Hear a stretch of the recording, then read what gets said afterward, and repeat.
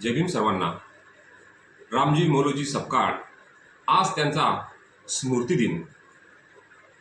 Doctor Babasaheb Ambedkar यांचे वडील म्हणजे रामजी सपकाळ हे सुभेदार होते। डॉक्टर बाबासाहेब आंबेडकर यांना घडवल्या पाठीमागे वडिलांचा खूप मोठा त्याग आहे।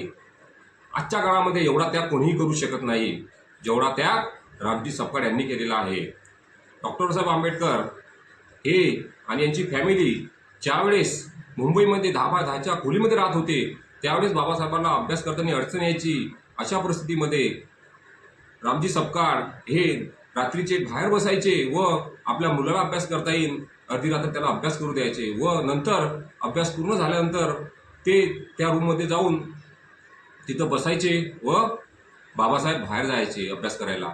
अशा प्रकारे ते शिक्षणासाठी बाबासाहेब आंबेडकरांना मदत करत असत। हा एक त्याग आहे।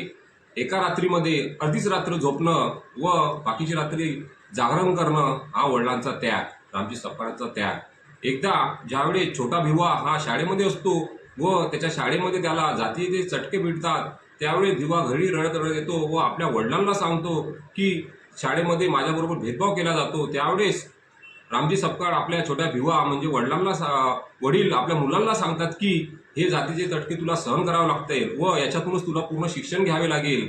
शिक्षण घेतल्यानंतरच तू आपल्या समाजाचा उद्धार करू शकतोस, त्याच्यामुळे तुला कितीही त्रास झाला तरी शिक्षण हे पूर्ण कर।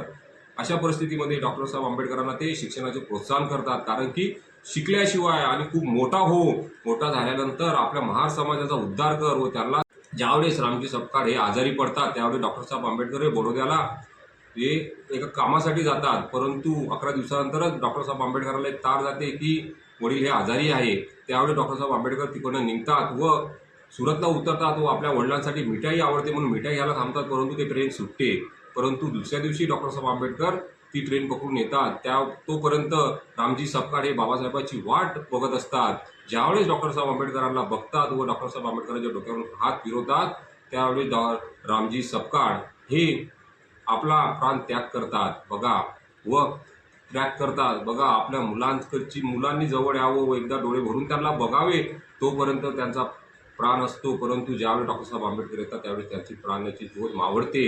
तो दिवस म्हणजे आजचा दिवस जो आहे तो म्हणजे 2 फेब्रुवारी 1913 रोजी रामजी सुभेदार सपकाळ यांचं निधन झालं। अशा थोर त्यागी वडिलांना कोटी कोटी प्रणाम। जय भीम, नमो बुद्धाय।